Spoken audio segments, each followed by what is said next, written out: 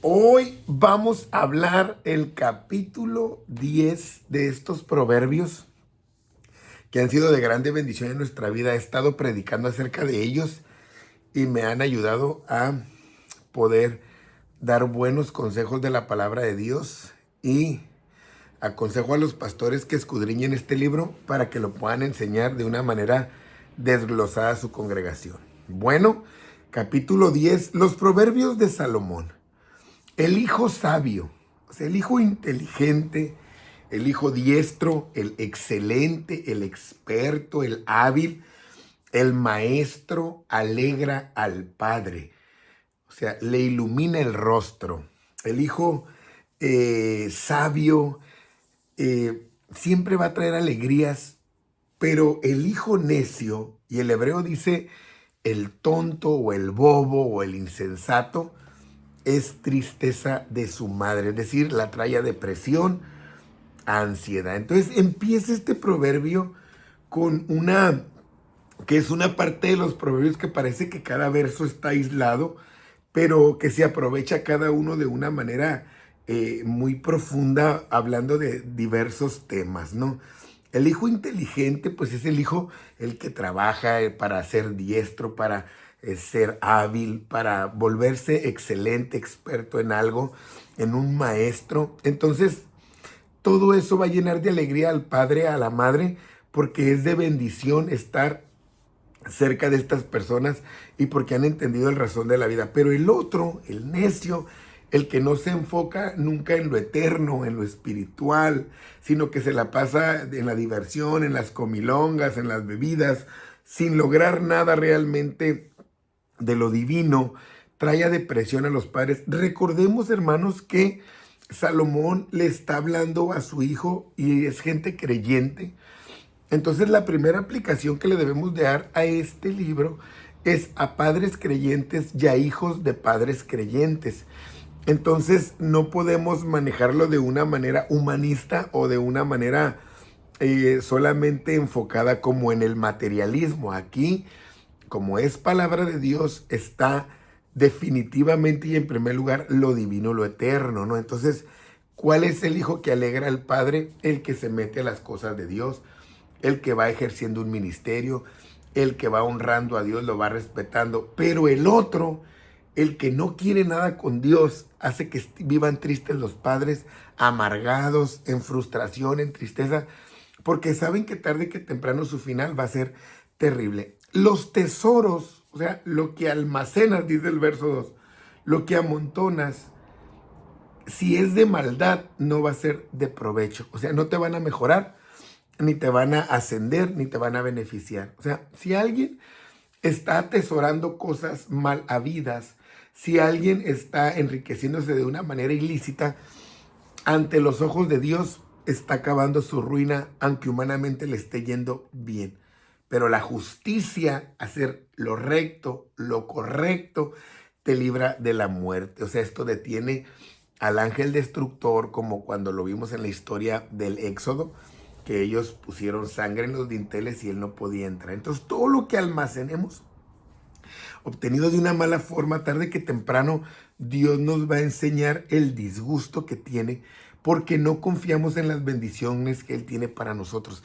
Y esto debemos de enseñarle a nuestros hijos, porque a veces podemos sentirnos beneficiados o hasta bendecidos porque a nuestros hijos les va bien y no nos interesa en qué actividad, no nos interesa de dónde obtienen sus ganancias, simplemente nos beneficiamos y está mal, porque tarde que temprano a ellos no les va a ir bien. Entonces, si tú como padre sabes que tu hijo está ganando deshonestamente, está teniendo negocios que no son correctos, necesitas tú ponerle un alto o hacerle, demostrarle que estás inconforme con eso. Entonces, ¿cuál es el objetivo? Pues la vida eterna, no es enriquecernos.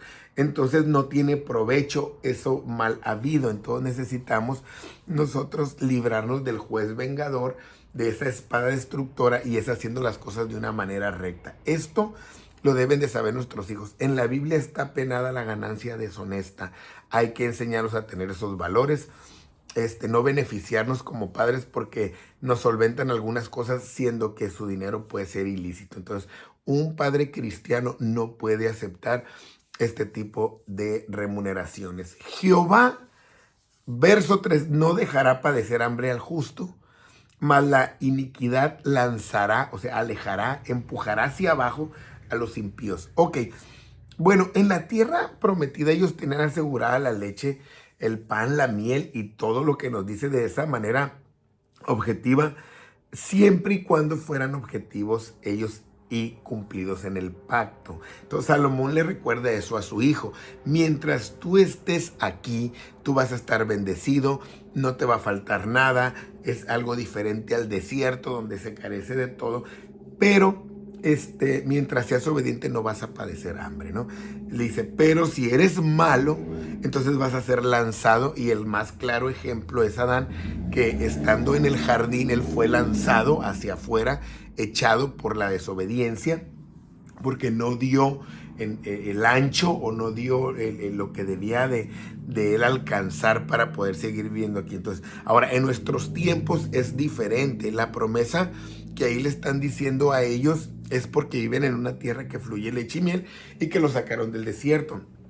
No es en ese sentido para nosotros, porque el justo, nosotros vemos bíblicamente que sí padece hambre.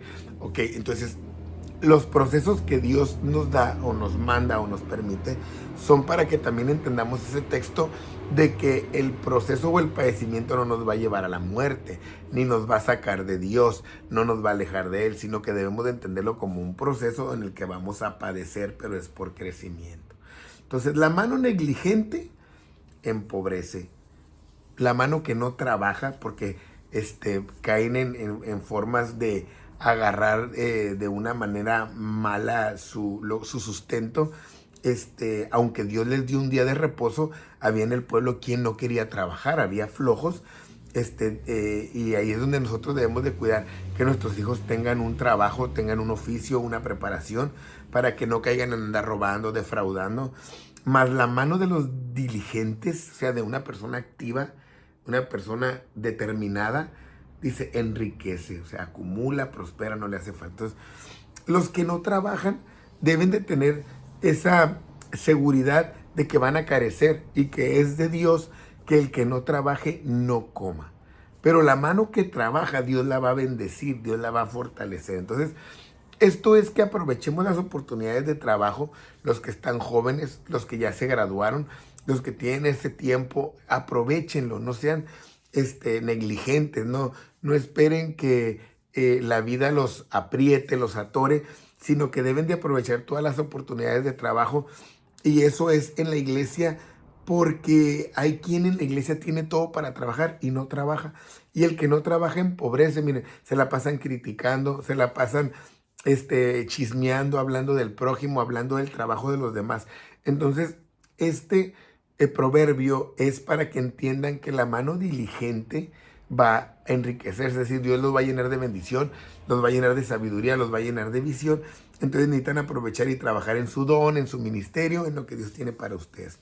El que recoge en verano es un hombre entendido, o sea, es un hombre prudente, es un hombre inteligente que ha usado su razonamiento, que analiza los tiempos para sacarle bendición, para sacar buenos resultados. Esa es la característica de un hombre inteligente, que es prudente y sabe siempre cuándo utilizar esos momentos.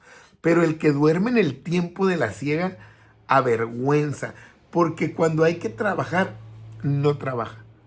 Solo acarrea vergüenzas, anda pidiendo prestado o regalado, vive con la mano así para que alguien le dé y se victimiza de todo porque no le salen las cosas, porque no trabaja.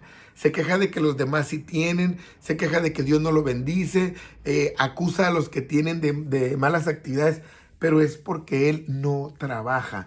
Entonces el tiempo de la juventud es muy buen tiempo para trabajar, y ya después que llegue la vejez, pues que sean solventados nuestros dolores con nuestro trabajo, ¿verdad?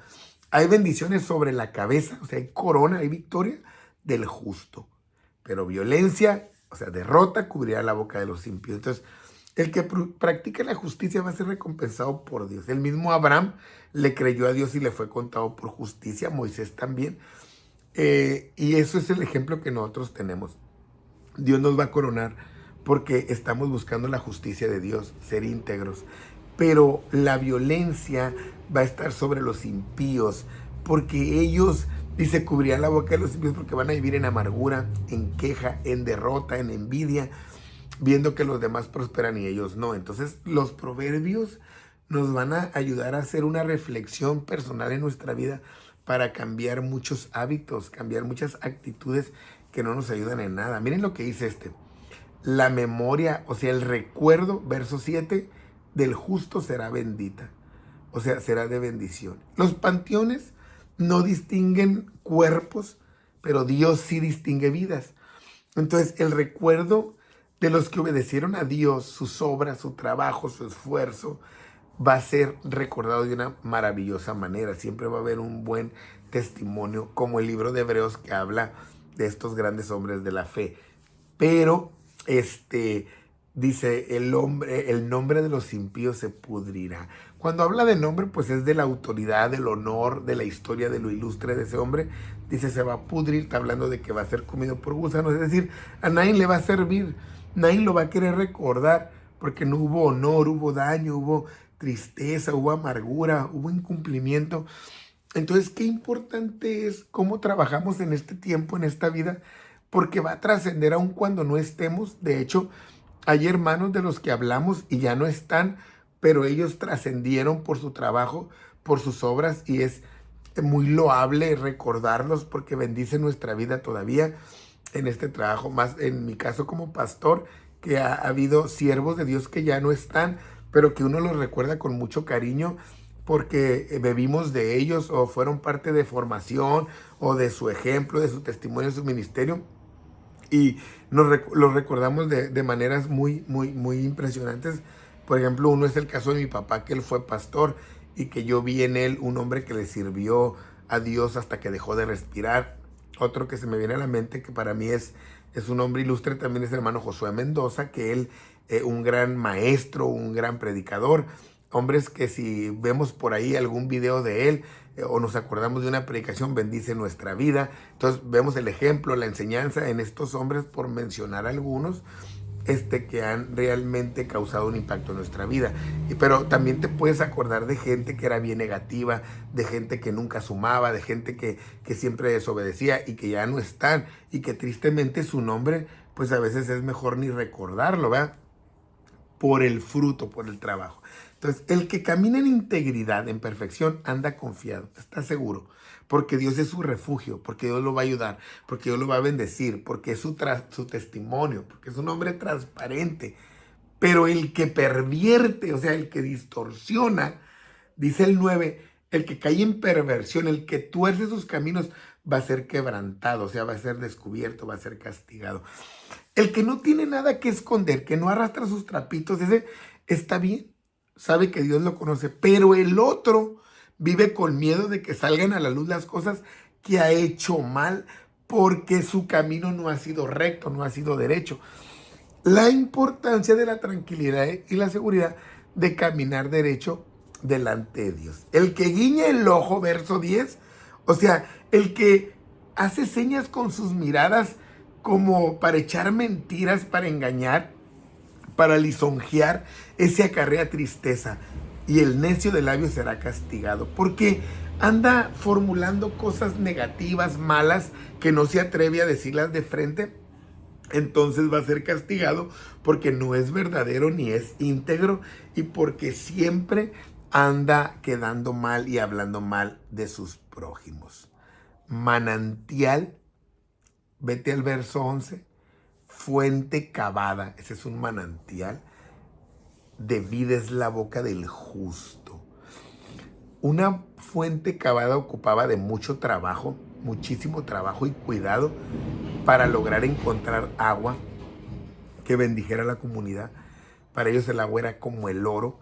Entonces, para que tengas una boca cavada, es porque has trabajado mucho en tu preparación, en tu educación. Has trabajado mucho en bendecir, que lo que salga de tu boca sea cosas positivas, cosas de Dios, verdades. Eso es cavar, es trabajar, no es nomás porque sí. Pero violencia cubrirá la boca de los impíos porque son necios, porque se meten en problemas, porque se van a topar uno como ellos, entonces va a haber verdaderos problemas. Qué tristeza cuando vemos a cristianos hablando mal, hablando necedades, hablando cosas que no dan vida.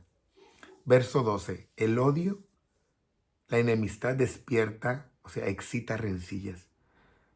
Entonces, pero el amor, la amistad cobijará todas las faltas, los defectos. Entonces cada quien va a sembrar lo que quiere. Algunos odio, chisme, crítica, tristezas, enemistades. Eso va a recoger pleitos. Pero el amor va a recoger que tengas amigos, que sean sinceros, que te tengan confianza. Porque los defectos los vas a ver como una oportunidad para ayudar, no para destruir.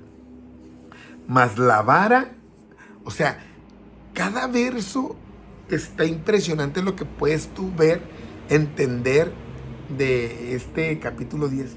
En los labios del prudente, o sea, el prudente es el que razona, no habla por hablar, sino que razona y ayudado por el Espíritu Santo dice las palabras exactas, frases poderosas, mensajes correctos, clases edificantes.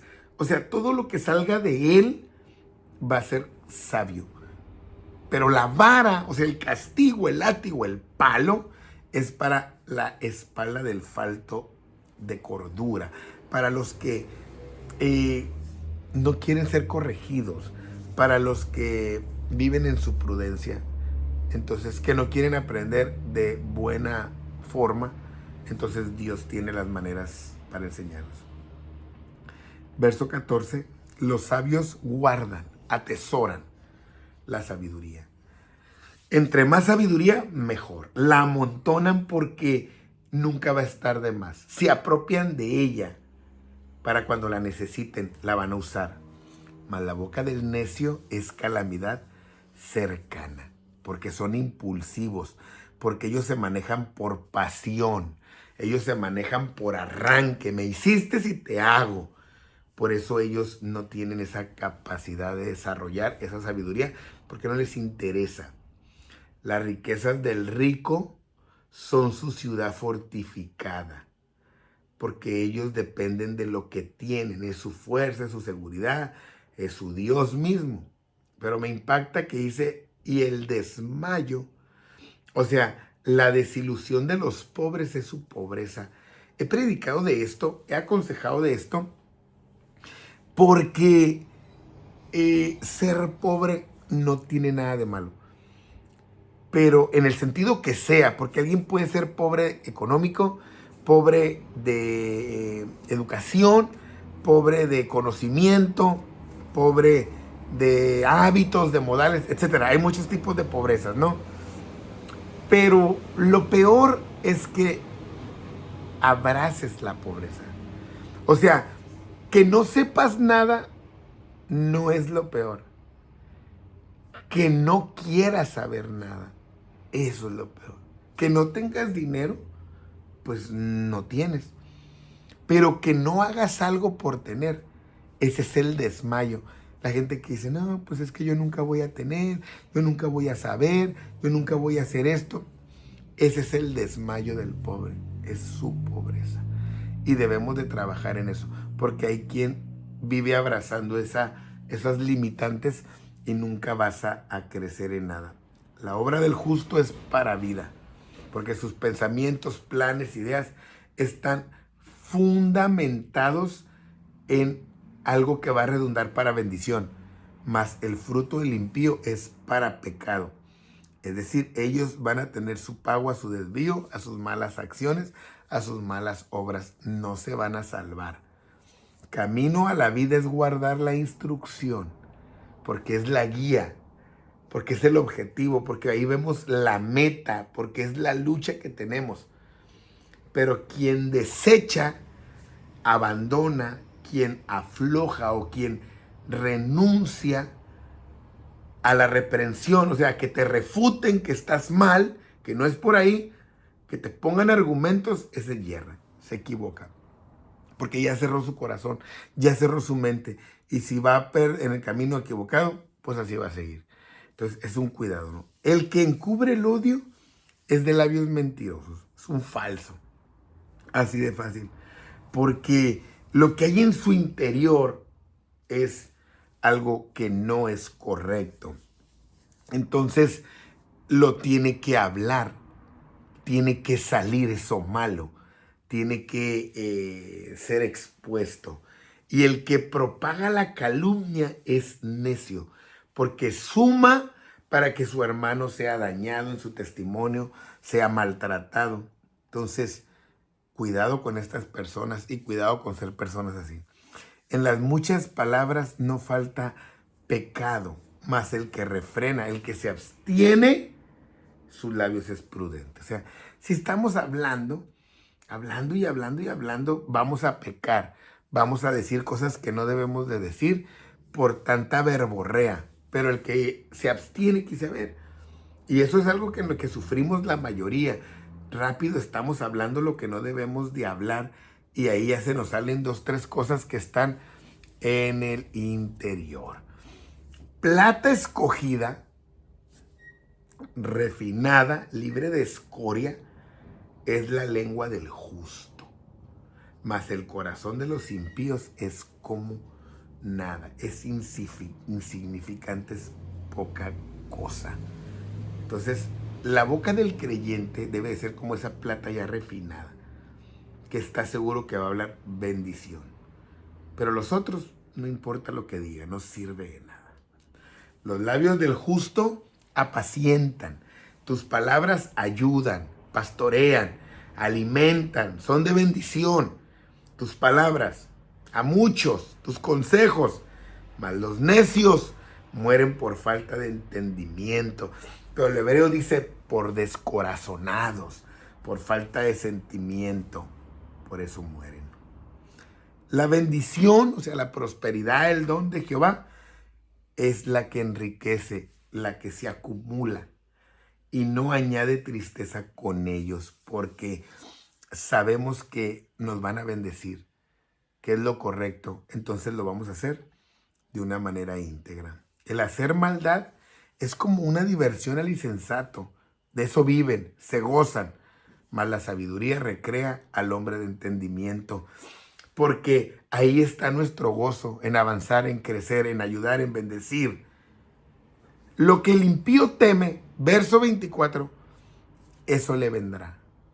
Es hablar de condena, porque sabe que está haciendo algo incorrecto y sabe que hay un Dios y sabe que tarde o temprano la justicia le va a llegar.